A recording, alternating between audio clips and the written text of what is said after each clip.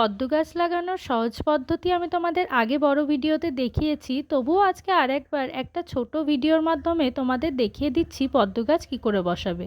দেখো, প্রথমেই নিয়েছি একটা বড় গামলা, যেটায় আগেও আমি পদ্ম গাছ বসিয়েছিলাম। এই গামলাতেই আমি আবারও পদ্ম গাছ বসাচ্ছি। তার জন্য নিয়েছি বেশ কিছু পরিমাণ ভার্মিকম্পোস্ট, তারপর দিয়েছি বোন ডাস্ট বা হাড় গুঁড়ো, এর বদলে চাইলে তোমরা শিংকুচিও নিতে পারো, আর তারপর নিয়েছিলাম নিমখোল। এবার দেখো, চমাট বাঁধা শক্ত মাটি আমি দিয়ে দিচ্ছি এখানে। মাটিটা গুঁড়ো করার কোনো দরকার নেই, কারণ জলে ভিজিয়ে রাখবো দুদিনের জন্য। এখানে দেখো জলে ভিজে গেছে ভালো করে। পরের দিন গিয়ে দেখে নিলাম মাটিটা ভালো করে গলেছে কিনা, এবং হাতের সাহায্যে একটু সমান করে নিলাম মাটিটা। এবার ভালো করে জলটাকে পরিষ্কার করে দিতে হবে। তার জন্য একটা রঙের কৌটোর ঢাকনা নিয়েছি, যেটা জলে ভাসবে আর যেটার উপর দিয়ে জল দেওয়া যাবে। চাইলে তোমরা হাত রেখেও হাতের উপরে জলটা দিতে পারো।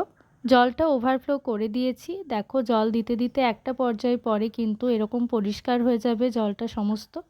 এবার আমি ভালো দেখে একটা টিউবার নিয়ে নিচ্ছি। টিউবারে দেখো ভালো মতো শিকড় আছে, এরকম টিউবারই নিয়েছি।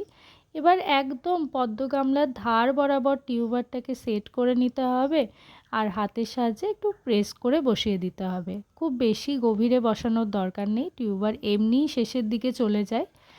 আর খুব বেশি চাপ দিয়ে তোমরা বসাবে না টিউবারটা, খুব হালকা হাতেই বসিয়ে দিতে হবে, শুধু একটু মাটির নিচে বসালেই হবে। টিউবারটা বসানোর পর খেয়াল রাখবে যেন পাতাটা জলের উপরে ভাসমান অবস্থায় থাকে। পাতা নিচে ডুবে গেলে কিন্তু পচে যাবে, সেক্ষেত্রে টিউবারটাও পচে যাওয়ার আশঙ্কা থাকে। এরপর আমি দিয়ে দিচ্ছি জলে ভাসমান কিছু অ্যাজোলা, যেটা জলটাকে পরিষ্কার রাখতে সাহায্য করবে, আর পিএইচটা ঠিকঠাক আছে কি না সেটাও বুঝতে সাহায্য করে। লাল হয়ে গেলে জলটা পরিবর্তন করে দেবে। আর পরের দিনের ভিডিও দেখো, জলটা স্বচ্ছ হয়ে গেছে।